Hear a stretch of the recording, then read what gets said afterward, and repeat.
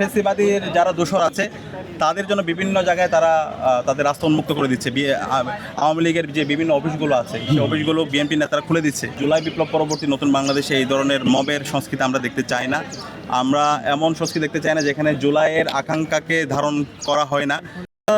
নতুন যে সরকার এসেছে আমরা তাদের গত 10 দিনের অ্যাক্টিভিটি দেখে আমরা হতাশ।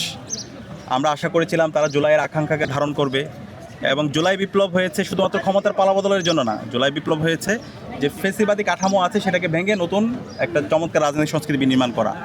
এবং গত 16 বছরে বাংলাদেশে যারা ফ্যাসিবাদ কায়েম করেছে, যারা গণহত্যা এবং শিশু হত্যা করেছে, যারা পিলকানায় আমার 57 জন সেনাবাহিনী দেশপ্রেমিক সেনাবাহিনীকে যারা হত্যা করেছে এবং শাপলায় আলেম ওলামাদেরকে হত্যা করেছে, আল্লামা দেলাওয়ার হোসেন সাইদি হুজুরের রায় পরবর্তী সারা দেশে যারা গণহত্যা করেছে এবং 3টা অবৈধ নির্বাচন করেছে এবং ক্যাম্পাসগুলোতে যারা শিক্ষার্থীদের উপর নিপীড়ন নির্যাতন করেছে গণরম গ্যাসন কালচার তৈরি করার মাধ্যমে, এরকম অসংখ্য বিচারিক হত্যাকাণ্ড এবং বিচার বহির্ভূত হত্যাকাণ্ড করেছে, তাদের এই বিচার এই স্বাধীন বাংলাদেশে হবে। এবং জুলাই বিপ্লবে যে খুনি হাসিনা গণহত্যা এবং শিশু হত্যা করেছে, এই খুনি হাসিনা যারা দোষর আছে তাদেরকে দৃষ্টান্তমূলক বিচার আওতায় নিয়ে আসার জন্য তাদের স্ট্রং কমিটমেন্ট থাকবে এবং শহীদ ওসমান হাদি হত্যার বিচারের জন্য তাদের স্ট্রং তাদের কমিটমেন্ট থাকবে।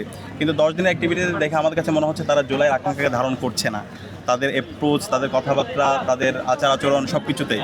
এবং আমরা দেখতে পাচ্ছি ফ্যাসিবাদীর যারা দোসর আছে তাদের জন্য বিভিন্ন জায়গায় তারা তাদের রাস্তা উন্মুক্ত করে দিচ্ছে। আওয়ামী লীগের যে বিভিন্ন অফিসগুলো আছে সেই অফিসগুলো বিএনপি নেতারা খুলে দিচ্ছে। এবং আমরা দেখতে পাচ্ছি এই শাহাবুদ্দিন চুপ্পু যে ফ্যাসিবাদের দোসর, তাকে নিয়ে তুষমো দেওয়া হচ্ছে। এবং গতকালকে আমরা দেখতে পেয়েছি গভর্নরদের উপর মব করে তাকে বের করে দেওয়া হয়েছে এবং এখন টিভির 4 জন সাংবাদিককে তাদেরকে শোকজ দেওয়া হয়েছে যারা জুলাইয়ের পক্ষে শক্তি ছিল। একইভাবে আমরা অসংখ্য এরকম ঘটনা দেখতে পাচ্ছি। বিভিন্ন বিশ্ববিদ্যালয়গুলোতে হুমকি দেওয়া হচ্ছে শিক্ষকদেরকে। তো আমরা এই জুলাই বিপ্লব পরবর্তী নতুন বাংলাদেশে এই ধরনের মবের সংস্কৃতি আমরা দেখতে চাই না।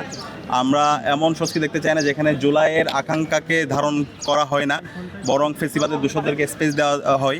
এবং আমরা অনুরোধ করব নতুন যে সরকার তারা যেন জুলাইয়ের আকাঙ্ক্ষাকে ধারণ করে